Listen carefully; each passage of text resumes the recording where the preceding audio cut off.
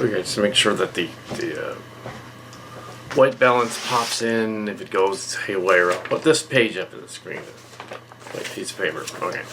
So, yeah, this is Kal Kat, the Kal Katster, and this is a review of the penultimate episode of this season, Subspace Rhapsody of Star Trek Strange Worlds.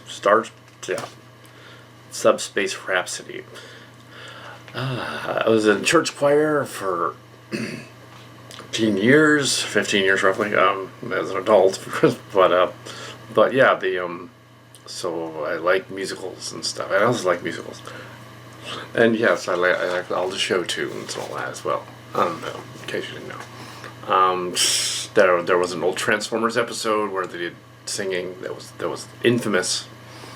There was a Buffy the Vampire Slayer episode. They did singing in that one too. There have been a couple of series that have broken out into song. I think it was a MASH one too. Oh well. The only oddity of this one though is they break out into song from the subspace radio signal. The oddity here is that the lyrics to the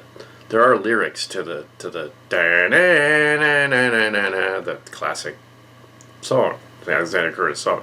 There are lyrics, and when they did the singing part at the beginning, they should have lapsed in when they throw in that stinger at the end. They should have actually put the words in, "For the love of the stars," because that is the lyric to that particular beat.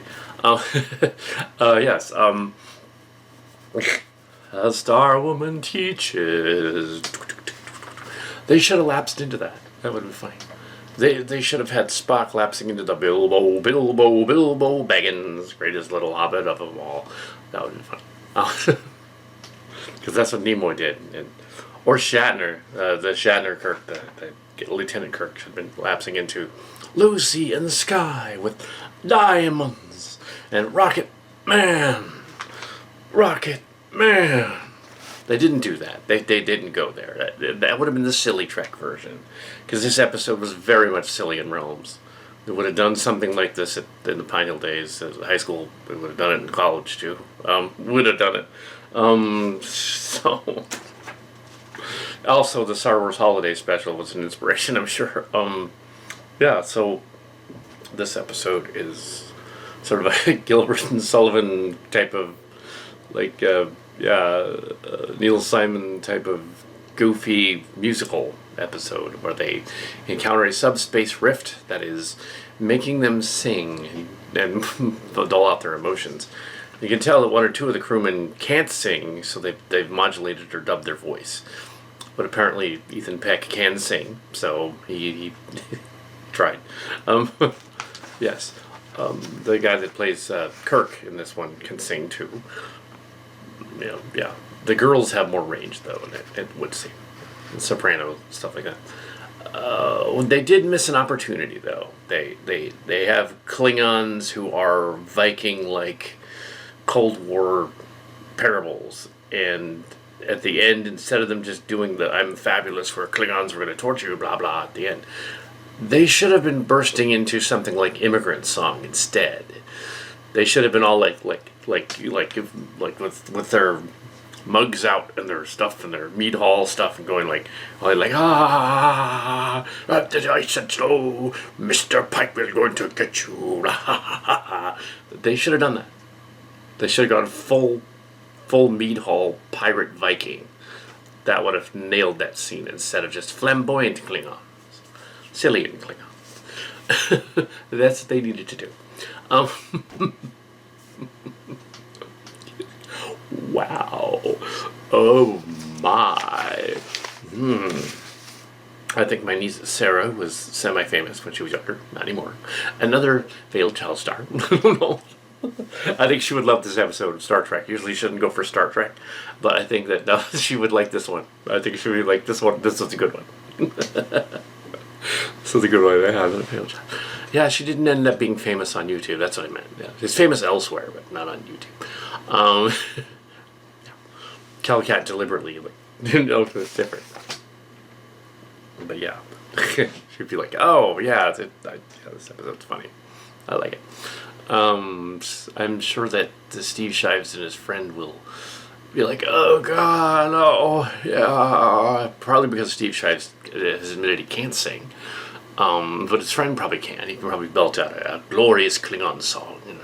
Jason. Also, the Trek Yards guys probably like it because you can tell those guys go to that kind of stuff. You can tell they like that. They're probably embarrassed that they like it, but they like it. The lyrical beats and stuff. I thought maybe it was a nod to Jerry Goldsmith and a number of other things. I don't think it was though. I liked the nod to the doctor. The nurse lady is going to get transferred to go work with Roger Corby, which ties into the classic Trek. He's going to go do another scientist thing. They mentioned Roger Corby. Ooh, Roger Corby. They threw out the member berry. Yay. They threw out another member berry later on too. The La'an Singh is smitten for Kirk.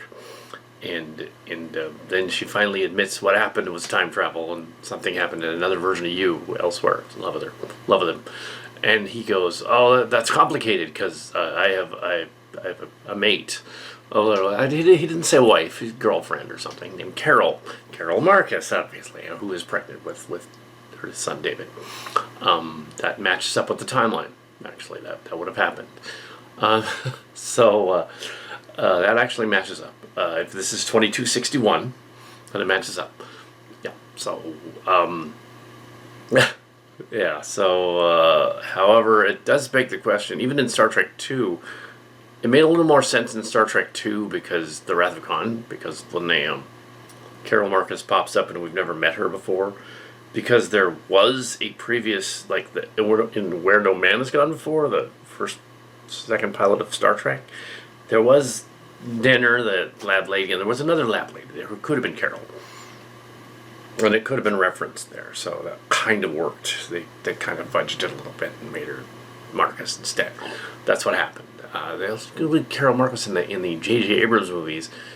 It would have been before, the 2258. It wouldn't have been before that. Kirk shouldn't have been a captain in 2258 or 2260. They're correcting that in this with the Farragut and Lieutenant Kirk going up there. Yeah. They are correcting that. They're correcting the course there. But it's a different timeline, so it's fine. It's a different timeline. It really is. This is not TOS. This is its own thing. They don't need to do the member berries. Because really it's a different time. It really is. The subspace terror thing is affecting the ship. They want to use it to break out, but that could effectively destroy them because back up into subspace. Try to get out of the ship. They have lots of singing going on. There's a triangle jealousy thread with number 1 thrown in there because Lon thinks Kirk is hitting off on her, but he's not really. She's just friendly, and she's clearly not interested in boys. The character doesn't appear to be interested in boys. Never see her dating anybody, and mentioning that she's hot and stuff. She's not interested in boys, or maybe she's bi. Maybe everyone in the future is bi, and that's fine. It's the future. It's 2261. It's cool.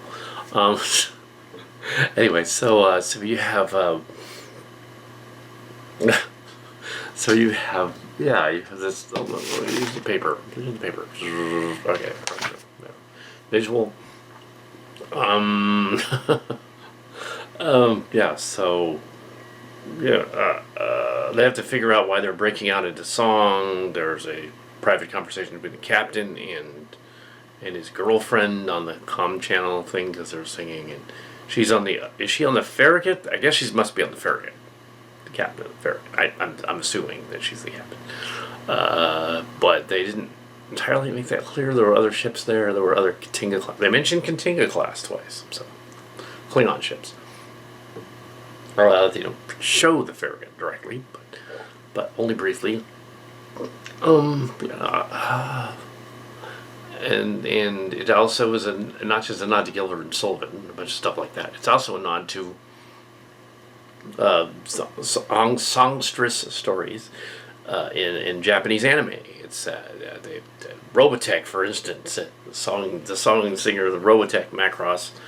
She sings and saves the ship and stuff, basically. So Yeah, and if Lan sings character, the actress playing her can sing that well, maybe she should be Min Mei in the live action Robotech.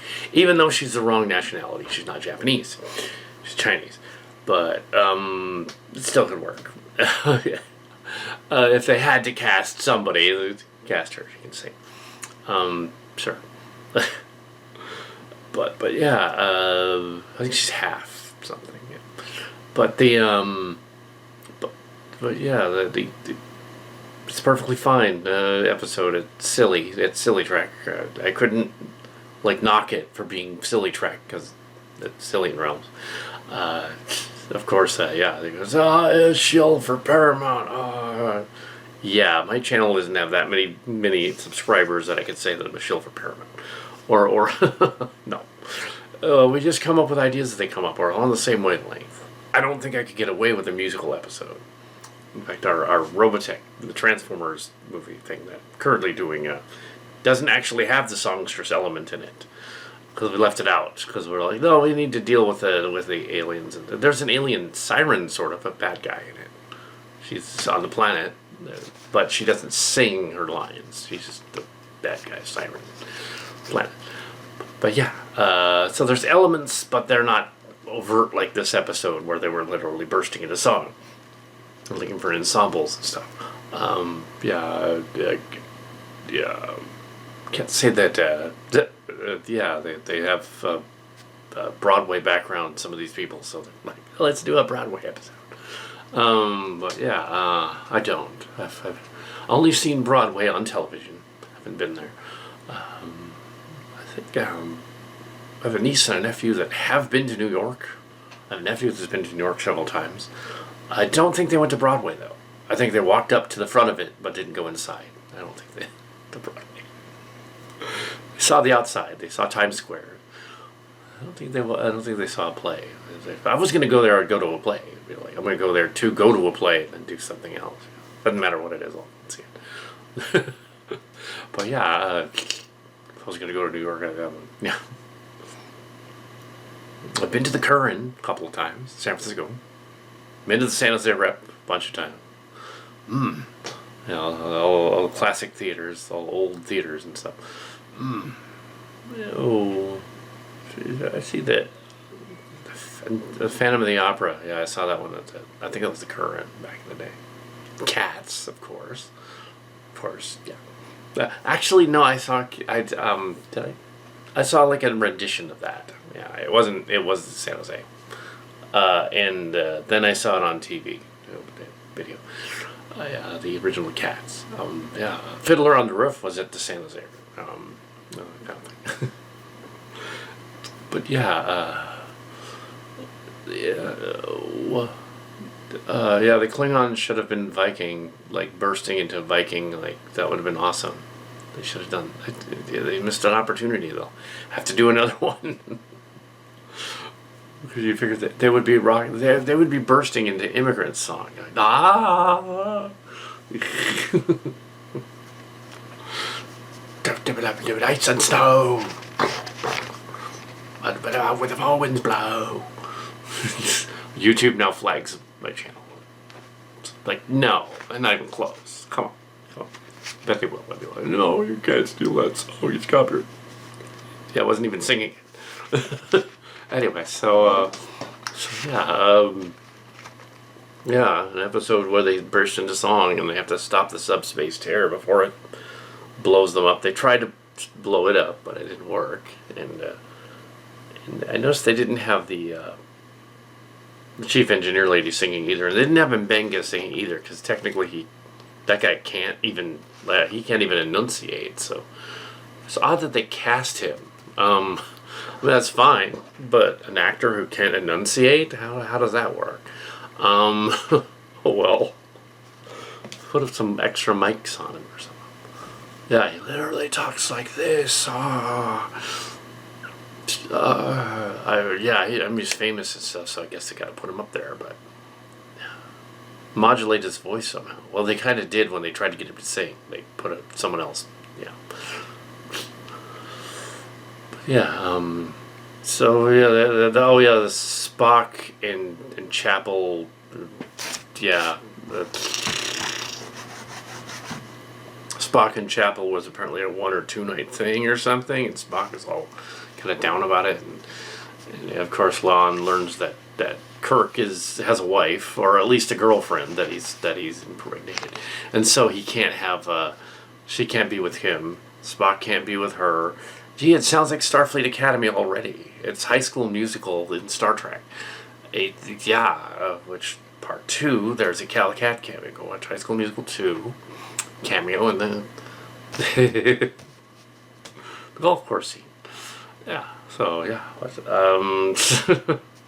or at least he looks a little like me, a lot like me. Yeah, that was funny because that direction was like wait a minute, they filmed this over the course of 2 days, and there's a scene where they're singing a song in the movie, and they're like, they filmed it twice, once in the midday and once in the evening, and when they filmed the parts in the evening that they kept, you can see long shadows on the actors in the background. Well, it doesn't match. It doesn't match. They're like, oh, we don't care. It's just going to go on TV anyway. We don't care. Okay. And it didn't match. It looked like they were in a completely different location. It was just that they filmed it 6 hours later. They did some reshoots 6 hours later. And they're like, no one will notice. Yeah. Yeah, we will. But yes.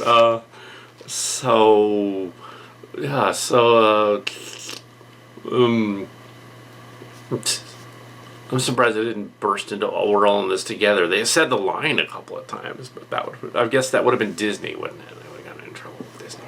So they just sort of made their own version. We're the Enterprise crew. And then they missed another opportunity to sing the song, the lyrics from For the Love of the Stars.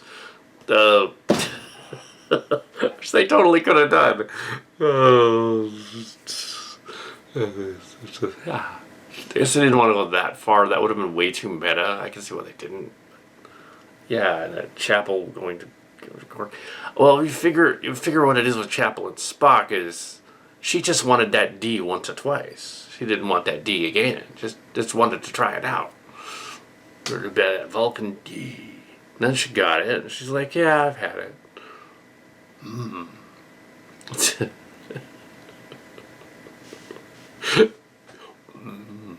Because as Mariner and Boimler said, hot Spock. Yeah. Hot Spock. Yes. And Boimler is named after. It's a connection to the that weird Lower Decks crossover Silly Trek episode they did. They did 2 of them this season. This is the other one. I'm assuming the finale will be more serious, but this is basically Starfleet Academy with officers on a ship. So even the Trek Arts guys are complaining. Even Shives, even the other ones are complaining. They act too much like high schoolers and college students and stuff in this movie. This show, it's well done. It's movie quality, but they do act too much like high schoolers and young college students, and they're not.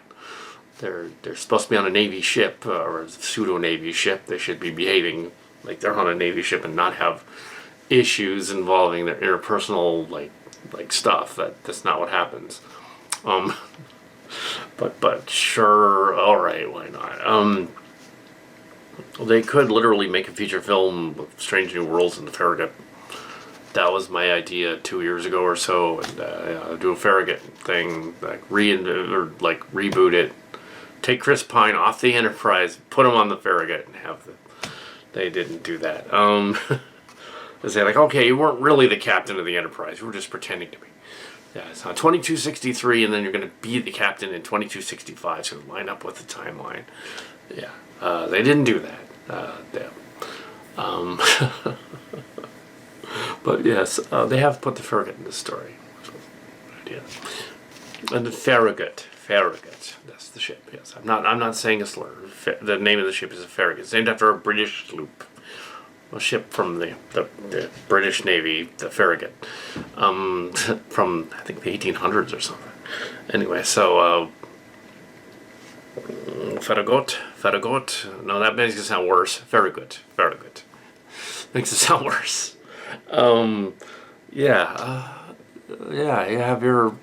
It was fun. It was fine. Penultimate episode. Solve the singing thing by singing louder. Better than the Transformers episode. It was on a par with the Buffy one. I liked the Buffy one. That was fun. You're gonna break out into song in this one? That's fun. Okay. Do we have enough? We do. Look at that.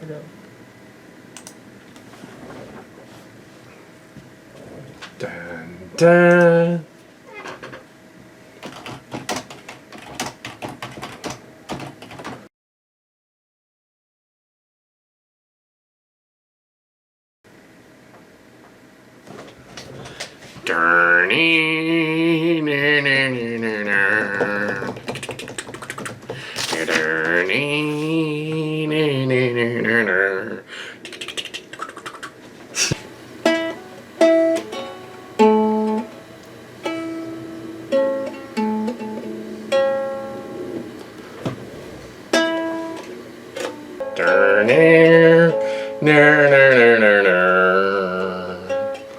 Beyond the rim of starlight, my love's wandering in starflight. I know he'll find in star-clustered reaches love, strange love that a star woman teaches. I know his journey ends never. His Star Trek will go on forever. But tell him while he wanders his starry sea, remember me.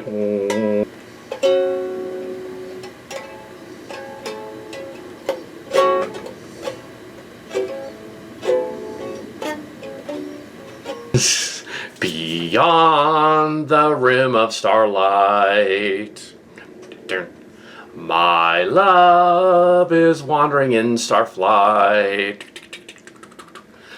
I know he'll find a star cluster reaches love, strange love a star woman teaches. I know his journey ends never. His Star Trek will go on forever. But tell him when he wanders his starry sea, remember me. Lyrics by Gene Roddenberry. Your moment of zen.